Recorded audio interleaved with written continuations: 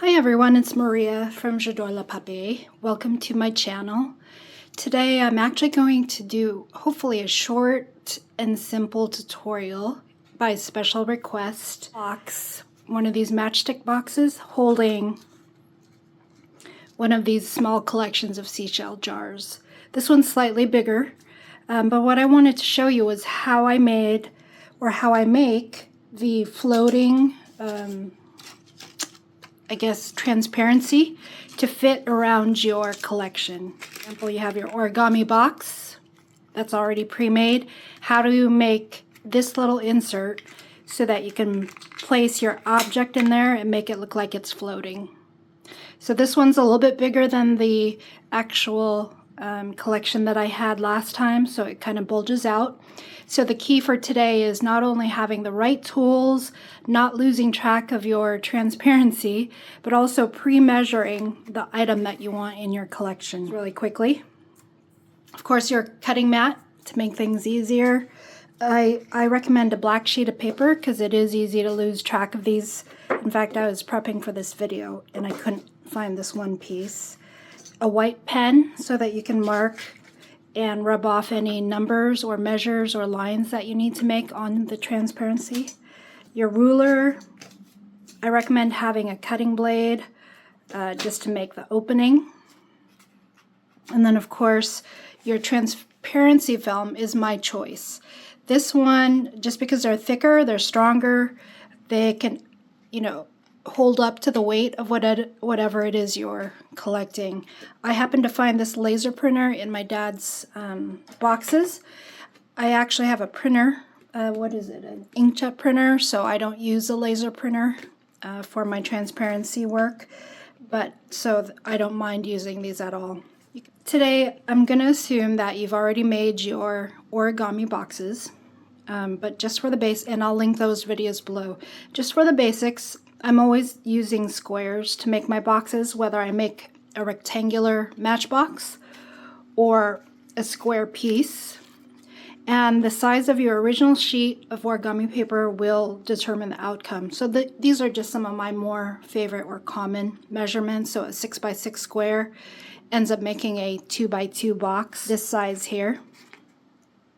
A 5x5 square makes about a 1.75 square, which is also this one here. And then a 5.5 by 5.5 is what I use to make this drawer. What I didn't take into consideration was how thick or how robust the little jar is. So that also determines, how deep your pieces will be. So this is going to be a combination of art and science, so it's not just a ruler, but it's also trial and error, and of course practicing with your origami, and show you how I measured out not only the transparency paper, but also how I determine the width and how deep I need to make the cuts. So that part is the art part. Okay, so here's your 7 centimeter by 3.5 centimeter, so 7 in length, 3.5 wide centimeter matchbox, and it's 1.5 centimeters deep. And how do I get the measures to be able to cut the actual transparency? So just to show you a little bit about the construction, so that's basically it. It's a larger piece, and you're going to have to measure the total length and total width, including the folds or the depth of the box. And then you'll see where I was able to just fold in, and then I do have lips or little folded sections inside just to make sure that the piece doesn't move. This one's a smaller or more narrow lip there because I forgot not to cut it away.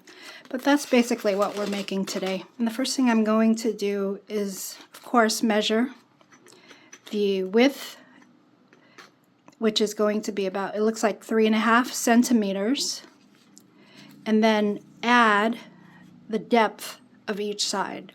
So 3.5 plus 1.5, that's 5, plus the other depth of the other side, that's 6.5 centimeters. So that's how I get 6.5 centimeters. It might be easier if you have one of those measuring tapes. I don't have one right now, it's just my ruler.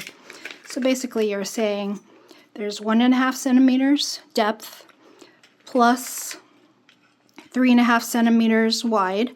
So you're already at 5 centimeters plus another 1.5 centimeters. So you're at 6.5 centimeters wide. There's the 6.5 centimeters wide. How do I get the 10 centimeters in length? That's going to be the 7 centimeters of the inside measure of your box. So see there, 7 centimeters plus 1.5, that's 8.5, plus another 1.5, that's 10 centimeters in length. There you go. So these measures account for folding over the sides, because those folds will actually go inside the box. The rest of it is really just folding. So now that you know the inside will need to be 7 centimeters tall by 3.5 wide, you know that the one side will be 1.5 centimeters and the other side will be 1.5 centimeters. So what I like to do is just, I plop it right down and I fold over. So there's my 1.5 centimeters and I fold up. So there's your first fold on one side. Do another 1.5 centimeters for the second side, plus or minus. And it's very forgiving, meaning you can refold or adjust your folds. Transparency paper is pretty easy to work with. I just use my fingers. I probably should use my bone folder. So there's the first part of your insert. As you can see, it'll pretty much fit in there. So even if your box isn't exact. Now we want to fold down another 1.5 centimeters because that's the depth again. And you want the folds to be the same direction as the first two.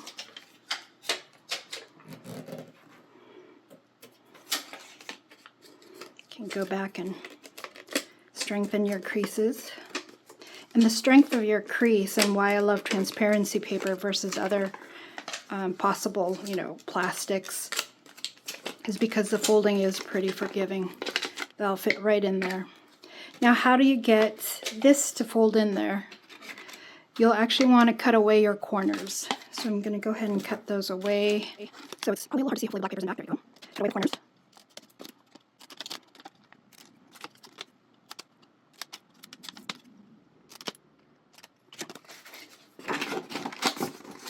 So now you have something that looks like that. Go ahead and fold those back in. Make sure it fits your collection box. Ta-da! So actually that could also be just a lid if you want lids for your collection box, because something fits in there perfectly. There's your lid. Now what I need to do is measure what it is I want floating in here. You saw this example where I already cut away.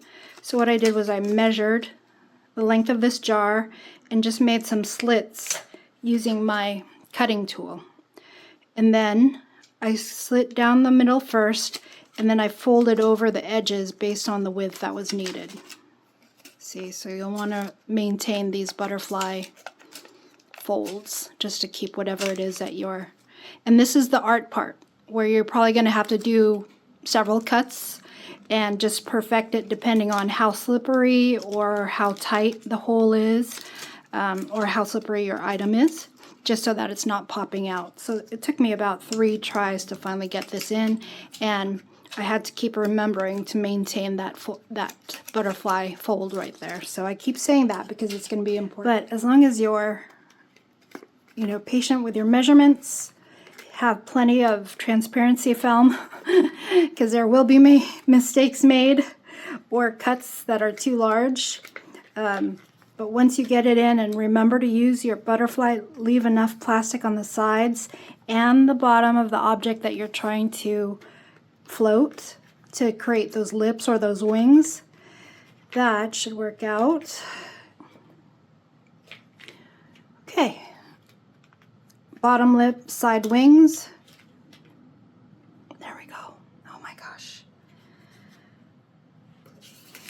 measure once, twice, 3 times, cut once, and then adjust if it still doesn't work. Okay, good luck everybody, have fun, and remember, not every collection has to float, but it is kind of fun to have them.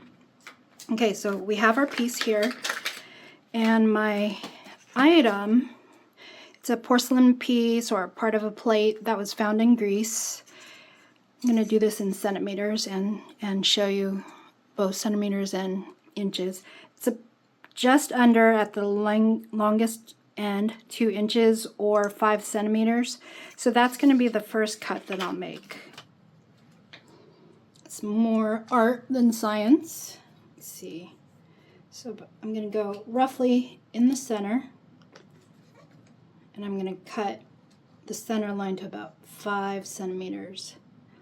Doesn't have to be perfectly centered, but just under the width, which is about 2 centimeters, maybe a little over, just under an inch at the widest. I don't want it exactly because I don't want it falling through, and luckily it has a bit of a groove on the bottom. Here's wide total, so I'm going to go to the top of that first cut and go about 1 centimeter. I want to make sure we're able to get through that cut. If not, such a small cut, sometimes I don't like using a razor blade that when it's that narrow. So you'll see now it opens at least, so I just need to do the same for the bottom. I'm just going to match it. I'm just going to eyeball it now. So now I've got the cuts both on the top and the bottom. There we go. Now I'm going to fold open that butterfly, and this is where you just have to keep working it. So I might have to speed up the film here just so you can see how I have to keep adjusting. Now you have a hole here where potentially you could fit, you know, another collection jar, and then just keep adjusting the width and height. But since I want this plate to look like it's floating, I'm just going to do some testing.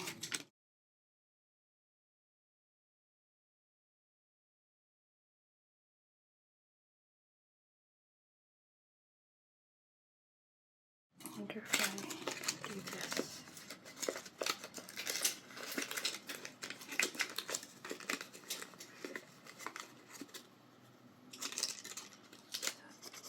Our wings are right there, and it looks like it's floating above that, but now I want to cover it and protect it.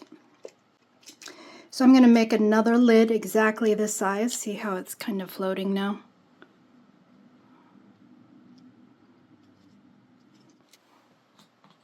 So instead of measuring again, I'm just going to take the same piece that was left over from when I first made these.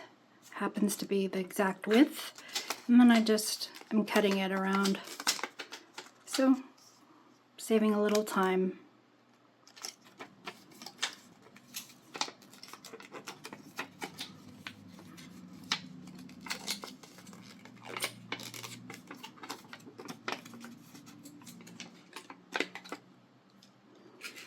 Place a little paper in between the butterfly wings just to prop up the plate, the porcelain piece. Try to hide a little bit of it. It's a little too long. Okay, a little too long. So that means my fold just needs to be a little lower.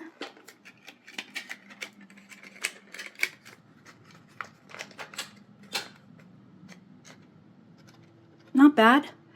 Huh. So that only took 10 minutes. Hopefully I can speed edit that out. So what I did was I added, I inverted our original lid so that the butterfly wings were on the inside to keep the plate from moving side to side. But then when I made this flat lid with no cuts in it, I just had to keep adjusting the length of it, just because you have to account for the fact that that other piece of plastic is already in there, inverted. And then you'll probably notice that top lid, or that top lip up here, is actually pushing against the plate a little bit. It's probably hard to see on camera, right there. So that's actually what's keeping the plate from sliding up and down too much. Even if you shake it a little bit, you still have a piece. So if you want to add a little bit of ledger to the bottom of it, you know, you can go ahead and deconstruct it again one more time and then readjust your plate. But I did go ahead, I already glued down the piece of paper that's underneath the plate, so in this case I won't be able to add any ledger, but that's okay, because this brown you know, grocery bag, I like how it looks. And then let's see if it stands on its own. It might be a little off kilter. Here, let's find a solid piece. Make sure the box is, and let's find a more even piece. There we go.